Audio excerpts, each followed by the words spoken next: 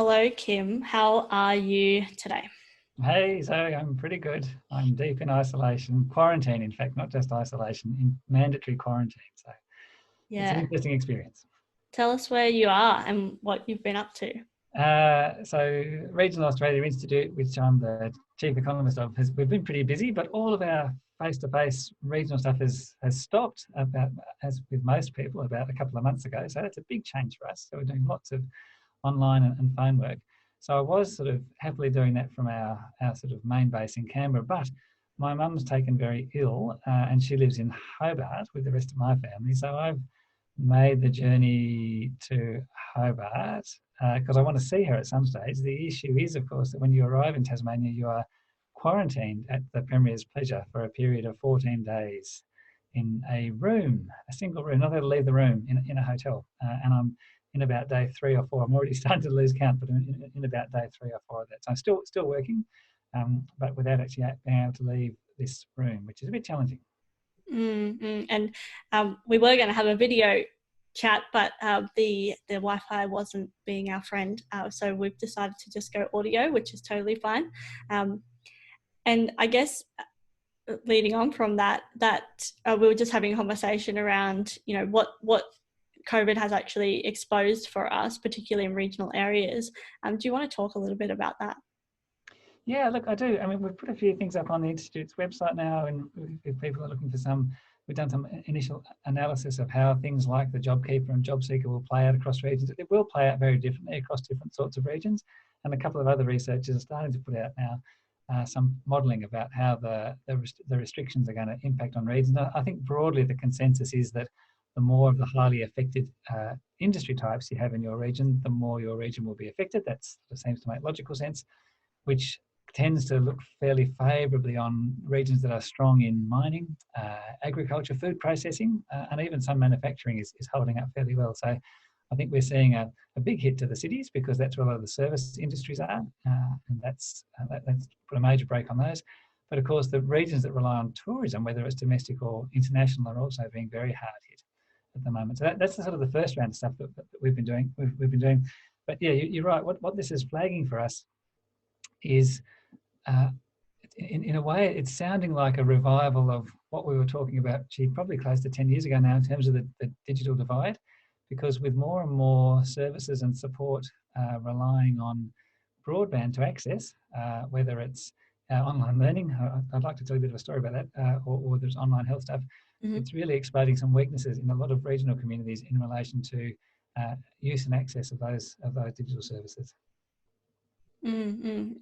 Absolutely. And I think, and we're talking about there's lots of components to it. You've got your, basic kind of internet access. So, getting internet access and that being reliable, but then you've also got the access part, and digital literacy is really important because you might have internet to your house, but if you've never had that connected, or you don't have a device to access that on, and that type of thing.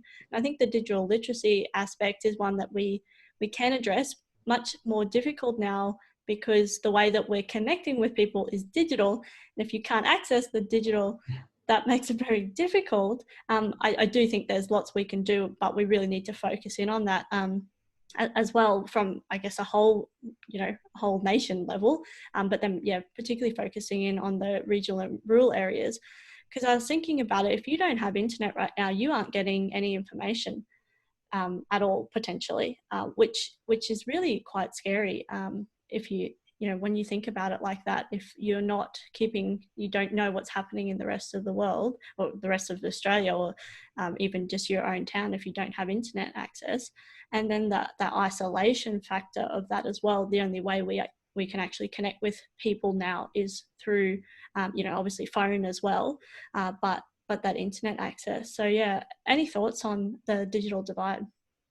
Oh, look, I think you're spot on. I think what's funny is we're using language which is a decade old. I mean, nobody's really talked about this stuff for the last sort of 10 years or so. I think partly because we've all been seduced by, as you say, the maps of coverage are looking really good now. I was on the NBN website the other day, and I think they're saying about 98% of households have access either through sort of fixed line or Sky Muster, and Sky Muster's improved. NBN's done a fantastic job in getting this stuff out there.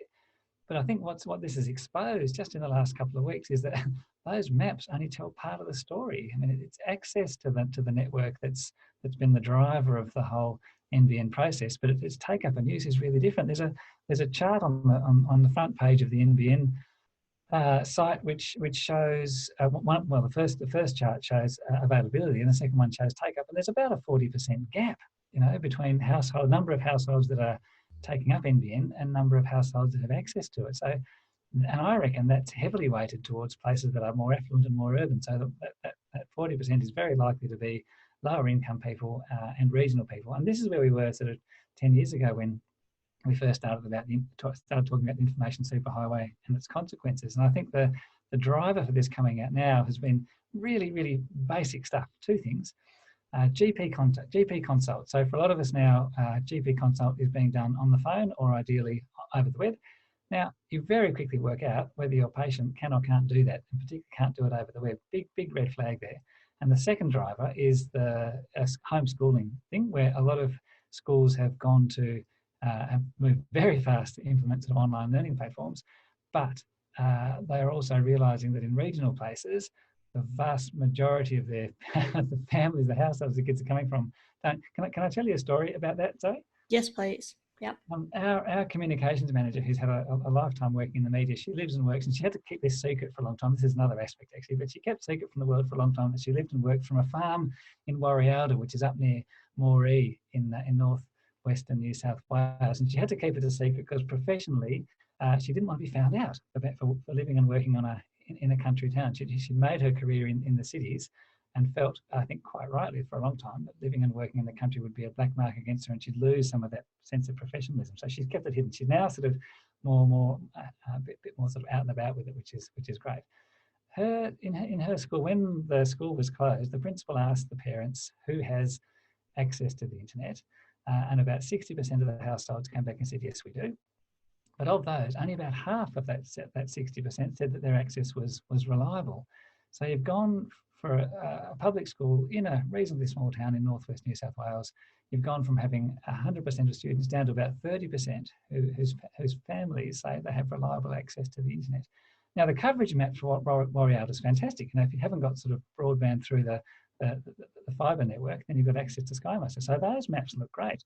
But what this has exposed is that the vast majority of families up there don't have access. They don't have the packages. They may or may not have the technology at home. We don't know about the distribution between small devices and large devices. It's hard to do online learning on a phone than it is on a computer, for instance. And the principal then took the decision that, he said, our school can't run online learning on this basis, so we're going to go paper-based. So here we are in the first part of 2020, we're a reasonably affluent, by a lot of standards, community in inland New South Wales. The parents are going into school once a week to pick up a pack of papers that have been photocopied, put in a manila envelope to give their kids some study to do. Now that's, there's big issues around that for the immediate sort of equity of this sort of process. But I think what really got our communications manager concerned was this has put into sharp relief something that's been worrying her for a while, which is that the city kids are generally having much more exposure to using online learning platforms and online learning tools, and her school hadn't, and they hadn't at all before this because it really wasn't available to the kids, and the staff and the principal knew that. So what she's worried about is not just this short-term issue about how do we manage next term if we can't do online learning, but the wider implications of this are that there's a generation of school kids in regional parts of the country, in this case in regional New South Wales, who don't have that online learning familiarity, that online learning literacy that's going to be completely necessary for the workplace of the future. So there's two aspects here. There's the immediate one, which I think this issue is flagged, but there's this longer one where we're suddenly realising, hell's bells, there's a bunch of people out there who were getting left behind and we didn't even know it. Mm-hmm. Yeah, I think this has really exposed that digital divide. Or I was talking to somebody, and it actually has, it was growing, but now it's kind of exploded. And whether that's because we're getting all that information, or whether we are now realizing it, or whether now it's even worse than it was before. But I think the exposing of it, we need to take this seriously, right? And I I'm wondering how we're going to really hone in on this and focus in on this, because that connectivity has to be a human right, because the way that we live now is, if you don't have that, you're opting out of so much of the modern world. And I think when we do talk about this, I think people think you have to have one or the other. So you have to be totally online and digital and, doing all your social media and, you're living online and not, talking to people face to face, or the other way where you're anti-technology, whatever. But that's so not true. There is a medium, a happy balance in the middle, and that will be different for everyone as well.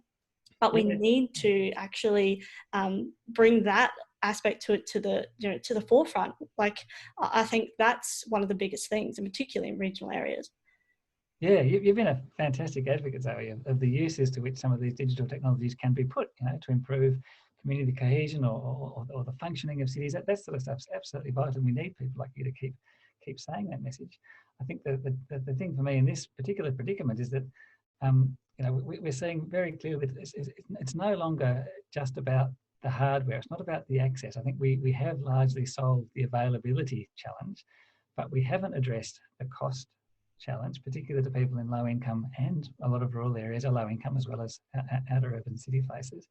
But I think more importantly for me, it's going back to that notion about, well, how can you be what you can't see? How can you use the internet sort of wisely and as a good learning tool if no one around you is doing it? So we're back to, and what I like about that though is that the community responses to this have proven very effective in the past, and we can do that stuff again. So when the first wave of broadband started rolling out, I remember there were lots of community hubs where we'd get young kids talking to older people. There was a lot of effort being put in at the community level to build digital literacy. Now, there is absolutely no reason, well, apart from the current 1.5 metre rule, there's no reason we can't do more of that now. It's not about the hardware and the cabling. It's about getting the awareness and the confidence up in regional communities so that they can see the value of this stuff and find that middle line that you're talking about. Because you're quite right, a lot of regional families are probably hearing on the news about how there are kids' screen time problems in the cities and thinking, well, we don't want our families to go down that path. But that's one end of the spectrum. You don't want to sort of cut the kids out from all of that on the basis of those sort of rumours coming from other places. You need to build that capacity and internal capacity and confidence so that the kids and older people have the ability to use those internet resources really well. And I think responsible use, that sounds really boring, but it's that confidence is so important, because then you know that you don't have to be all in, like you don't have to opt in for absolutely everything. Because I think when we first get in, we think we have to be everywhere to everyone all of the time. And if this is your first exposure to the internet, it can be quite overwhelming, but it can then become really scattered, right? So you're like, oh, I'm here. Oh no, there's too many channels. There's all these things. But once you build that confidence, you realize you can say with confidence, okay, I play on this platform, or I'm hanging out in this area or whatever, or I use this, I use this channel of communication. Can you message me here or whatever?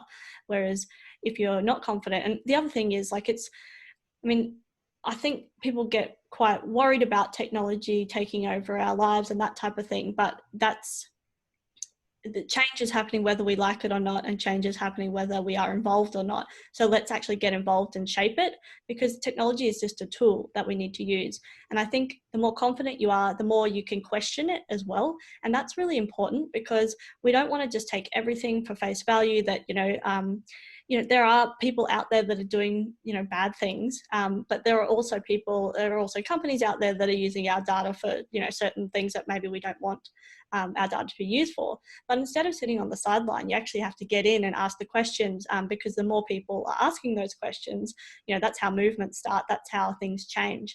They don't change by, pointing from the sideline. Oh, I think that's right. And I think most of us can remember when we first started playing around on the web, it was amazing. And have those experiences where you after sort of, you get really sort of mesmerised by it, and half an hour later, you've got no idea how you got to the particular pages you're on, but gee, it's interesting. And I think what we want to see, as you're describing, is we want to see a generation of users who are informed and discriminating, who can weigh up the quality and the range of information that they're seeing, and have some judgment through experience, which allows them to see what's real and what's not, and what's true and what's not. because that'll help to build their skills and their confidence and their capabilities.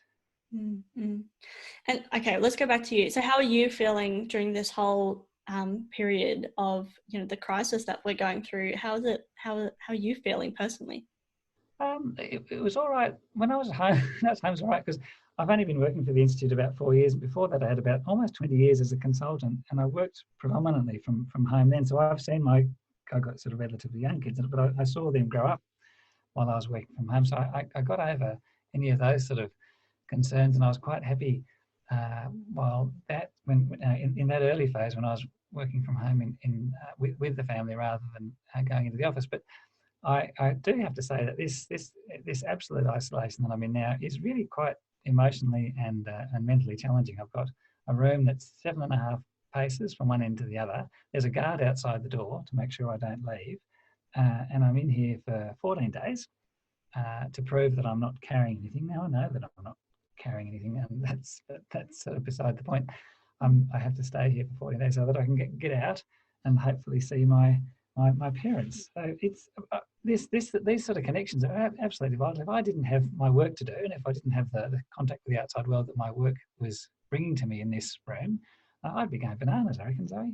And I think that connection is so important, and obviously it's not exactly the same. And I think we also need to, I guess, work through the feelings that we're going through as well, because as much as, you know, we can be grateful, and I'm super grateful that I still have work to do and that I have internet and that I can still connect with people, we're all suffering with this, you know, overwhelming heaviness that the whole country or the whole world is going through at the moment. And so we're going to go through, you know, kind of phases of, oh yeah, this is fine, I'm good, and then, oh, actually no, I'm not good anymore. Okay, what am I going to do to change that? Who I need to connect with? How can I bring those spirits up again?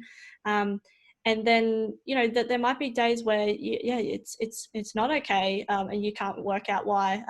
And then, you know, moving through those feelings and emotions and all those things, and then at the same time trying to get work done as well, and study and all those things. So I think this time is such a strange time to, I guess, be living.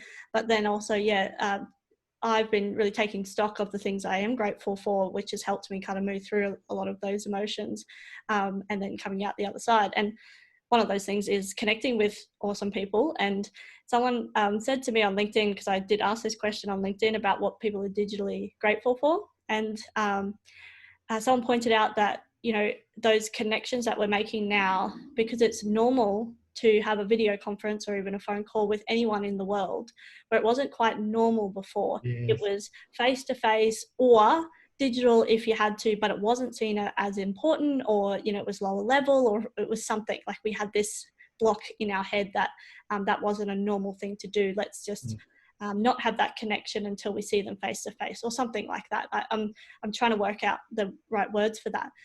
But now I reach out to, you know, my previous podcast guests from around the world, and we have these conversations, and there's no agenda, right? It's just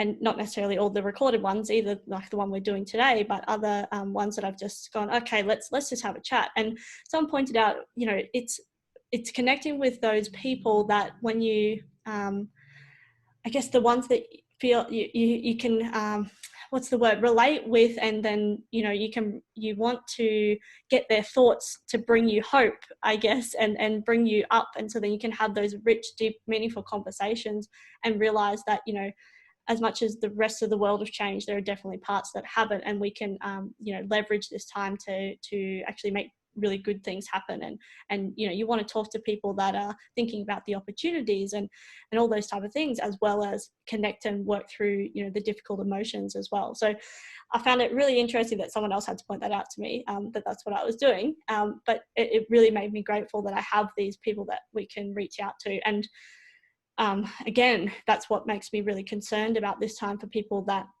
are in isolation and aren't using those connections, or don't have those connections. How do you actually make those now, particularly if you don't have digital literacy?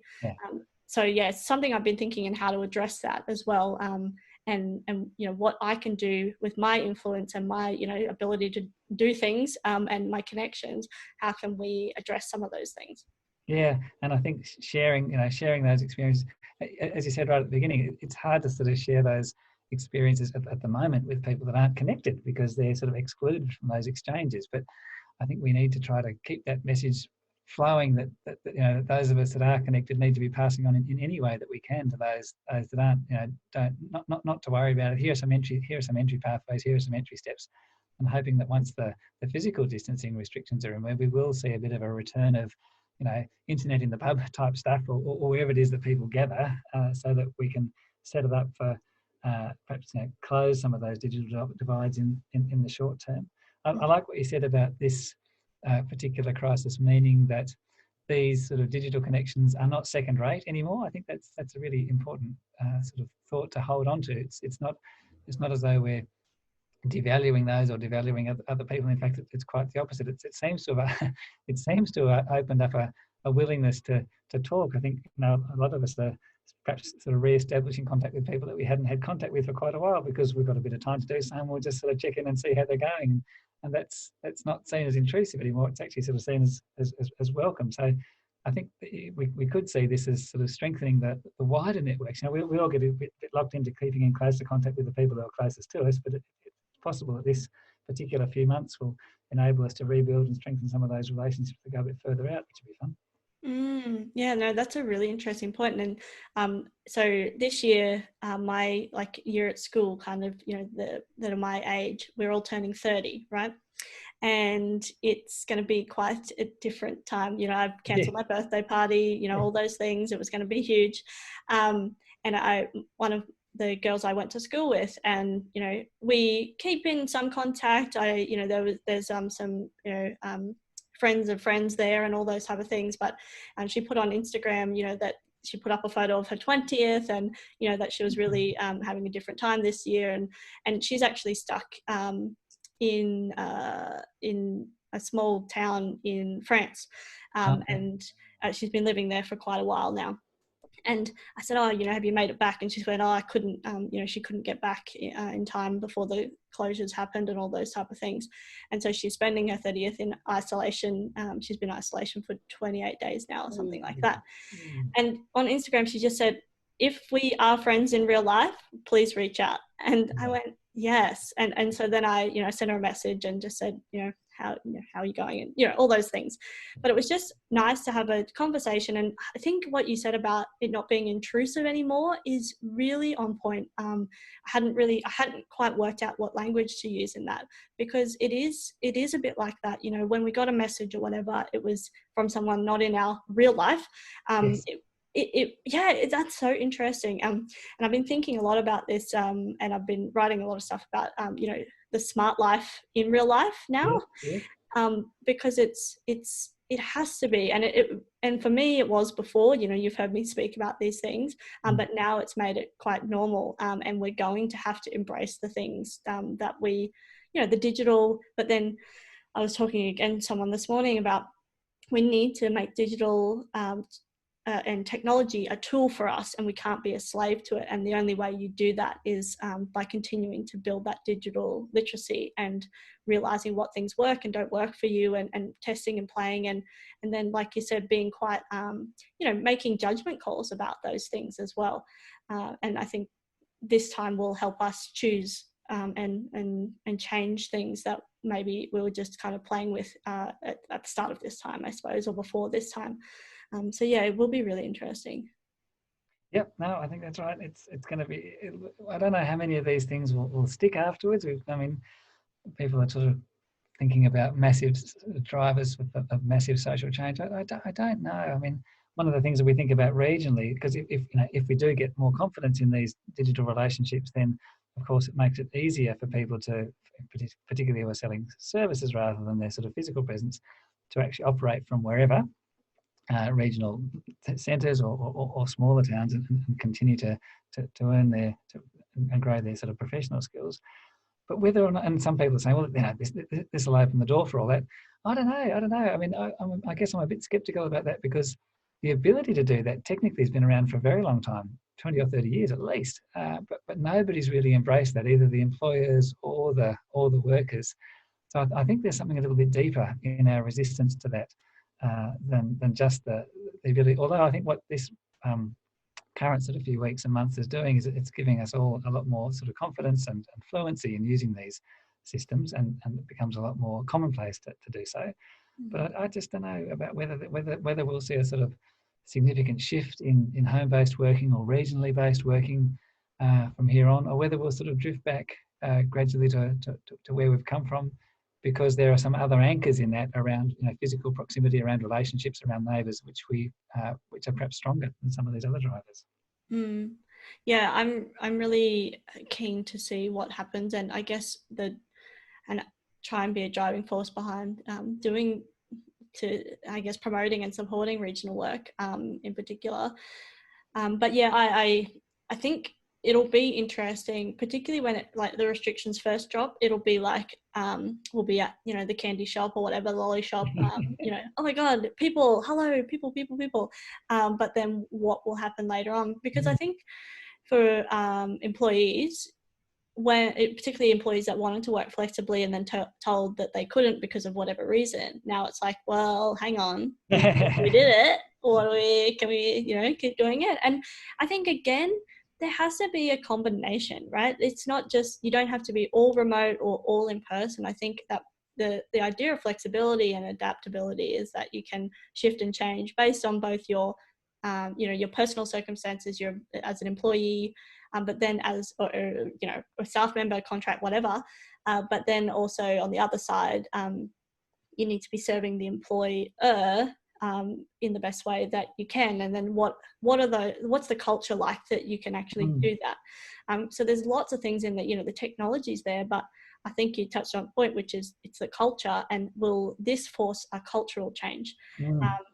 And I think particularly in younger generations, there will be, but also, I don't know, what this has exposed is the fragile nature of some of the, you know, things that we are involved in, and the way that we are involved in employment as well.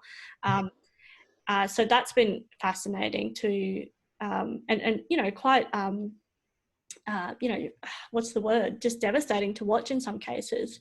And then what are the lessons learned out of this as well, and what safety nets do we have to have in place, and, you know, all those type of things, and the way we're employed, and, you know, there's a complex web of all those things, and, you know, it doesn't just affect, you know, the cities, it also affects our regional areas as well. I think we've been talking a lot for quite some years now about regional resilience, and everybody nods wisely and says, yes, we want to build regional resilience. But I think this has really shown, and there's a lot of elephants in the room here, one of which is that regions rely heavily on mobile labour. That's classic economics. You know, labour will move to where the jobs are. But in a situation like this where labour can't move, that's a real impediment to resilience. And actually what we should have is much more robust internal sort of regional labour markets where people are being skilled up. There's better connections with the learning organisations and the people, old or young, and the employers, so that actually people are growing up and able to pick up the skills they need in their regional context to work in those jobs that they would like in their regional context or somewhere else. That sort of self-sufficiency is a big part of resilience, and we've been blinded to that again, I think, by this sort of acceptance that people flowing in and out is natural and will always be available to us. And the moment that it's not, it's not. Can I ask you, and we're probably running out of time, but I just want to propose one thing which has always troubled me a little bit around the sort of the decentralised working and home-based working one. I agree completely that it's not really a technology problem, but what really I find strange is that I haven't seen a package of remote working technology which mimics the office. You see a lot of stuff which allows people to dial into things, but I haven't seen a package which mimics the office in the sense of like you're always on. And I wrote about this a while ago. There was a package which sort of mimics the office by having all your peers on the screen. You'd be able to sort of switch on and switch off the camera and the monitoring, so you didn't feel like you were monitored. But the ability to have those sort of casual conversations with one of your workmates remotely through some sort of digital knocking, you know, have you got a moment? That we don't have that scale of thinking about replicating a number of aspects of the office through a tech platform. And I'm just really surprised by that, because I think, broadly it's not around lack of technology. The technology's there, but this kind of much more softer, interactive, always on kind of connectability stuff that really hasn't been developed. I haven't come across it, and I think it would be probably a bit of a game changer if it started to take hold. But do you have any thoughts on that?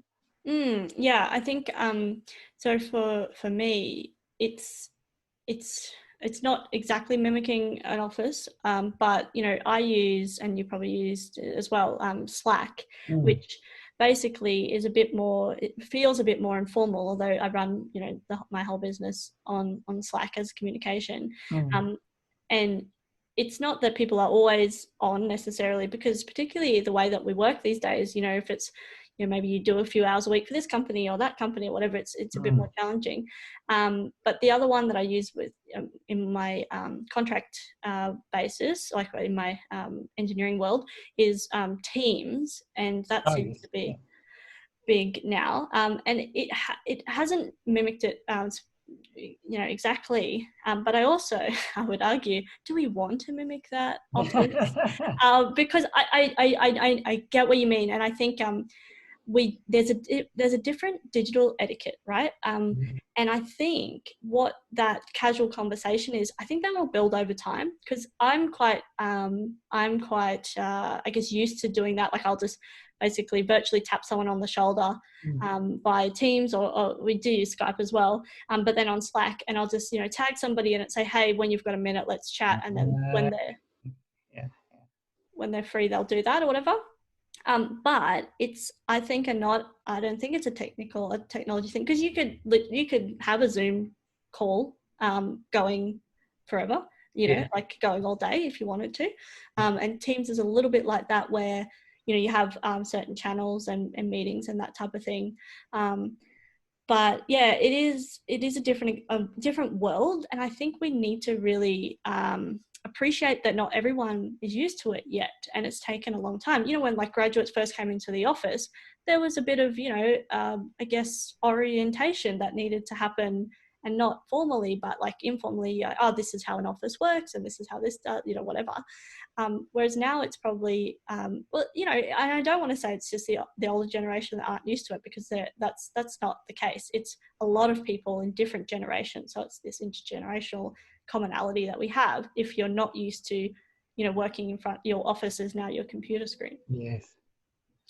I think as a nerdy researcher, I think what you made me think of, perhaps all I need is an interruptibility meter running on the side of my image on the screen, so that others can see whether I'm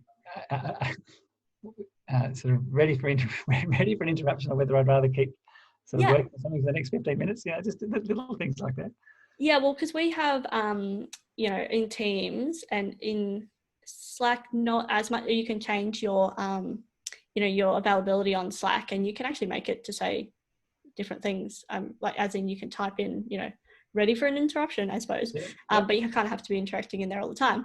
But yeah, on Teams, like you're kind of a you're green, red, or away, or whatever, or do not disturb. So yeah, I think the etiquette piece will be that you keep those things up to date and that people know what they mean.